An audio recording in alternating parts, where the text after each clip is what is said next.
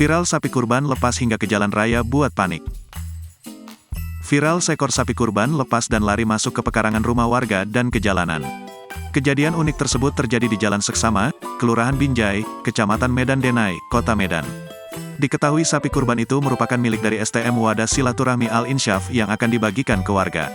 Menurut keterangan salah satu panitia kurban, sapi kurban itu terlepas saat hendak diturunkan dari mobil pickup yang mengantarkannya. Di mana saat hendak diturunkan, sapi itu meronta-ronta. Alhasil tali pengikutnya pun terlepas dan menyebabkan sapi itu lepas dan melarikan diri.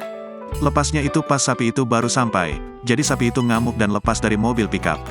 Padahal sudah 2 tali yang mengikat, 1 tali kecil, 1 tali besar.